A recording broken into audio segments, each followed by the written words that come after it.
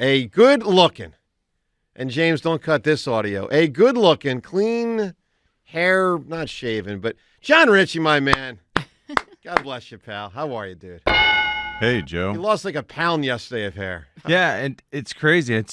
I'm exactly the same in every other way. Like, just exactly the same. I feel completely different. I do feel like people look at you differently. They do. Like, people disrespect you if you have long hair. Well, you were unkempt. It's the truth. You were like unkempt. people wait on you later. I first noticed this when I had a mullet, when I cut a mullet in 2005, and I could hear people whispering behind my back, mullet, as I walked by them on the sidewalk. It affects the way they view you, the way they treat you, the way your hair looks. And I knew that people going are in. hairists, you're saying? They are. Yeah. They are. You know what I think John's doing? John's stereotyping people that stereotype too. Yep. That's what I think's happening. All right, John, what do you got That's a good point. The earliest evidence of humans eating oatmeal dates back more than 30,000 years, according to Britannica. 30,000 years ago, they were eating oatmeal. James, what do I say to that? It tastes like it's 30,000 No, you years say, old. how do they know? Yeah, how do they know? How do they know? Fossil record, the camera. Fossil this. You know how Fossil this. It's very clear. Like, you could find pieces of oatmeal that were preserved somehow. Yeah, if that part of science was actually true, but you know. That part of science is untrue in your world. All right, let's get to it here. So Joel gets injured last night. For those that don't know, he had been laboring through the game, and then fairly late in the game, by the way, Sixers lost to Golden State. Dude falls on him. Kuminga falls on him, and Joel's knee gets hurt. By the way, let's listen to Nick Nurse before we go any further, because there's a lot, and we'll get to audio of Nick Nurse through the show. But let's just get to his report on Joel. Right after the game. Do you have anything you can share with us on Joel and his knee right now? Yeah. So he obviously got landed on.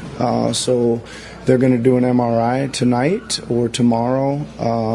It's kind of unrelated to what's been bothering him. So we just wait on that. So obviously we all wait for the verdict on that front. And look, we want to hear from you at 215-592-9494. The incredible thing is the Sixers really were, in my opinion, they were just about to take center stage. I mean, the Eagles, even though the Eagles ended about 2 weeks ago, the Eagles have dominated focus in recent weeks because it's like, who's the coach? Who's going to be the coach? Is Sirianni the coach? Is someone else the coach? Who are the coordinators? Like that, and rightfully so. I mean, to hire a coach or retain a coach or hire these other coaches, that's a big freaking deal.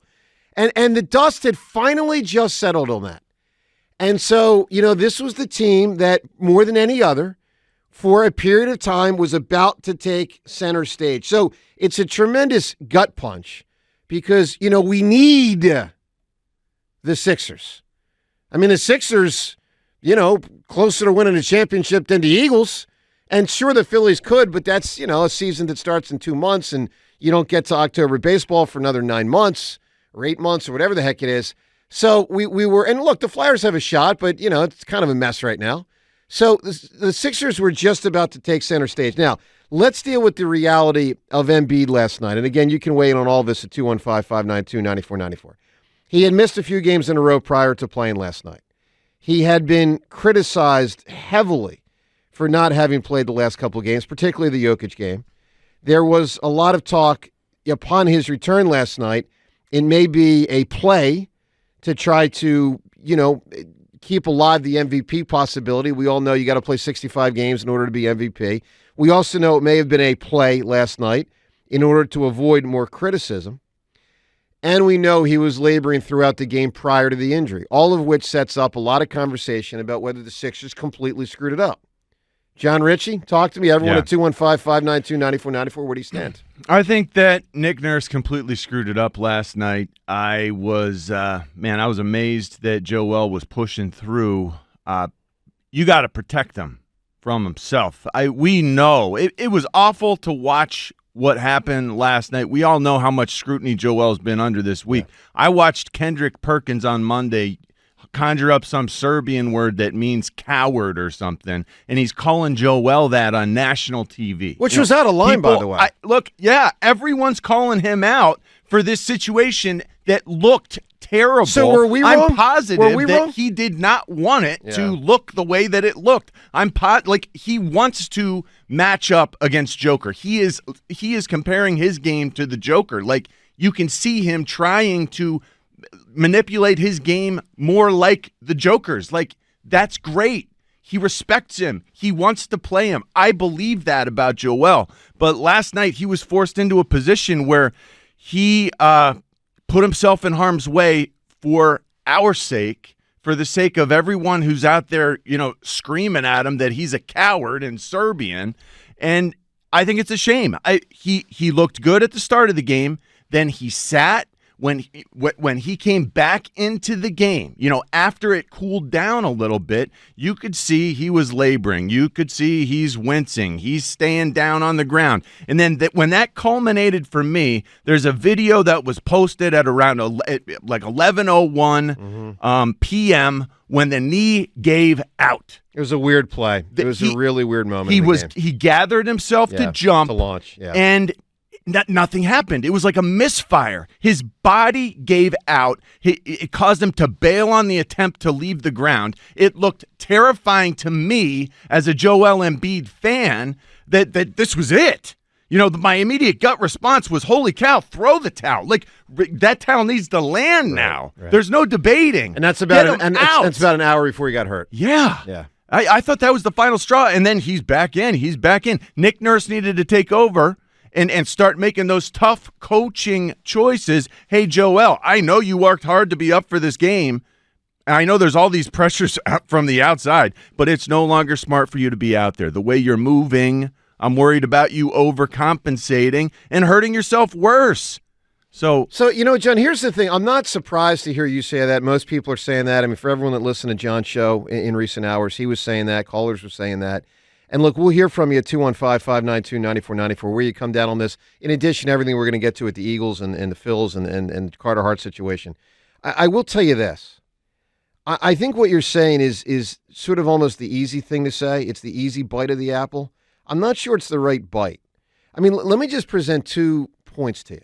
First off, I believe it's good for Joel to learn how to push through injury effectively.